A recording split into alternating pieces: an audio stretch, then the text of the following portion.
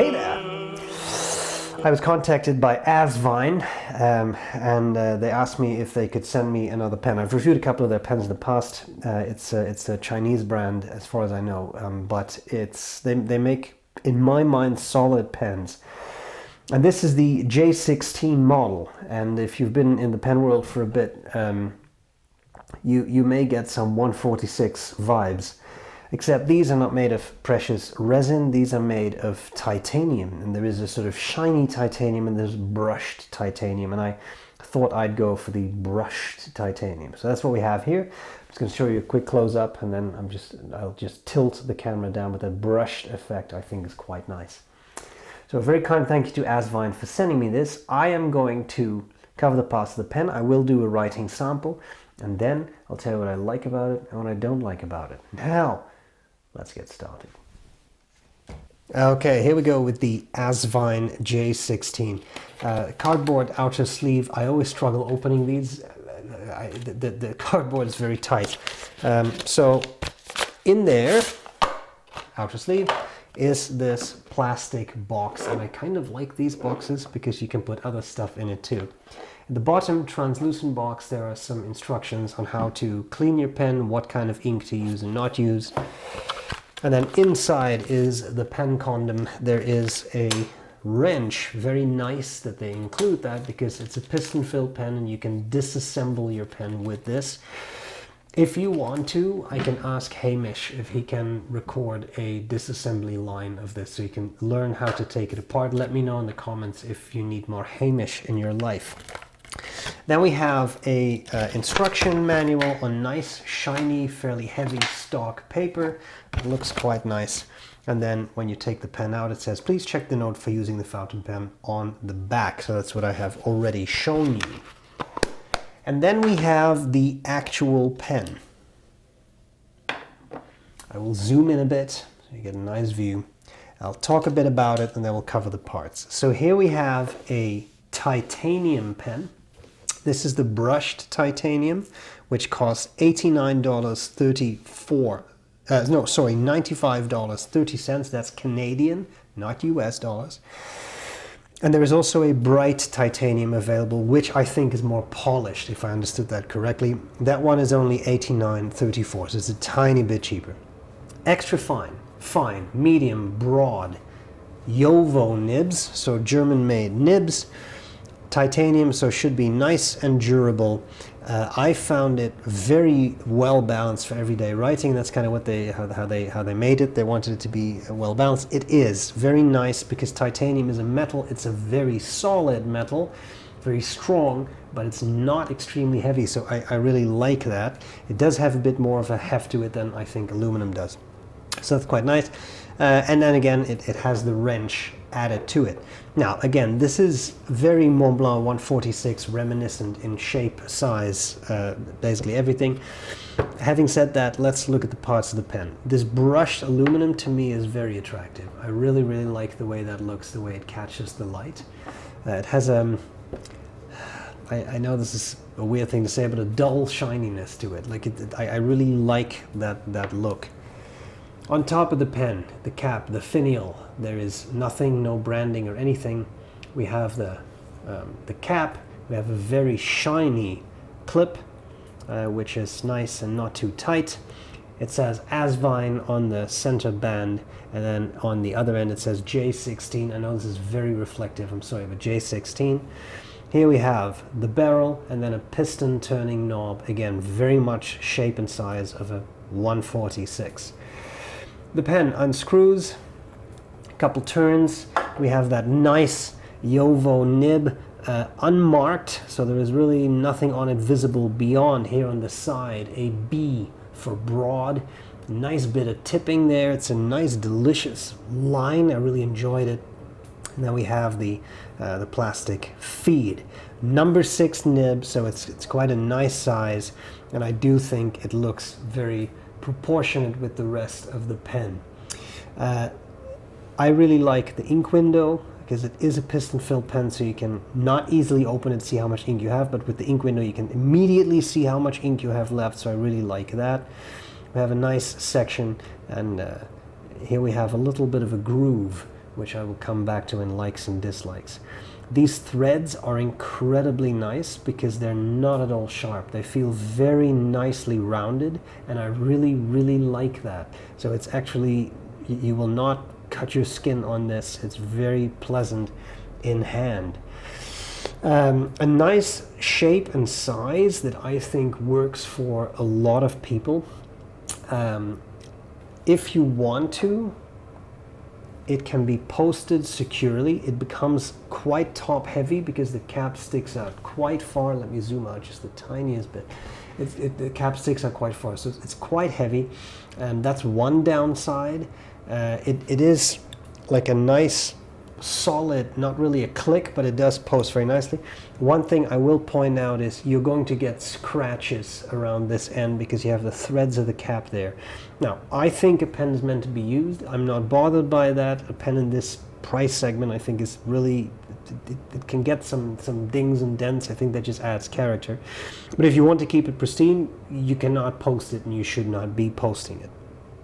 So again, JoWo nibs, extra fine, fine, medium, broad, so the whole gamut. I think it's really nice. Everything really is well made. It looks rounded off nicely, nothing is really sharp.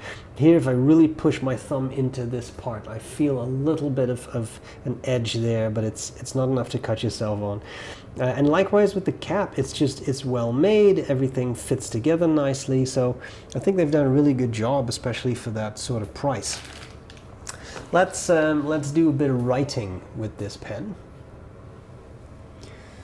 So we have before us the Asvine J16. This is a broad steel nib, and the ink is Leonardo blue, which I just thought might be a nice fit. It's a nicely shaded blue, nice fit for the titanium. For some reason, you may disagree. Okay, writing, really nice, smooth, out of the box. The pen wrote very nicely, haven't had any issues with it, no skipping issues. It's not excessively wet, it's just really nicely tuned. I do love a nice JoWo nib. It's not a secret, it's just a really nicely tuned nib. Fast writing, feed keeps up really well. One of the things I hate about the 146 feeds is that the fins are incredibly soft and bend out of shape or break off quite easily, I found. This is just a JoWo plastic feed, so it's no issue. Again, nice and wet, but not excessively so, just a nicely tuned nib. Line variation, naturally, there isn't much. It's really a fairly nice round nib. Always very careful with some pressure. You can get some line variation out, but again, be very, very careful. It's not a flex nib. It's not meant to be used that way. Then, for those who enjoy such a thing, there is the reverse writing. As you can see, it gets very dry, it gets scratchier too. A couple words you can get away with on smoother paper. On paper with more texture, I think it would dig into the paper quite easily. And there you have it. Let's discuss some likes and dislikes. Now, what do I like? What do I not like about the Asvine J16? There's a lot I like. I'm going to be perfectly honest, there's a lot I like. I find it comfortable. Of the Montblanc 146 and 149, I like bigger pens, but for everyday writing, I found the 146 to hit a very nice sweet spot. Works for a lot of people, it's not excessively large, it's quite nice. I think this pen, let's call it a homage, let's go that direction. Very comfortable, same shape and size. It works very well, but it's metal, so it feels a lot more solid. And of course, a little less precious, but it's titanium, and that's a cool material. Solid writer, but because it's titanium, it's also not too heavy, which makes for a very nice balance in my mind. It writes beautifully. A number 6 JoWo nib, in this case in broad. What more could you wish for? I don't know, because it wrote fantastically out of the box. Smooth, consistent, nice and juicy without being excessively wet. It's fantastic. It came out of the box just great.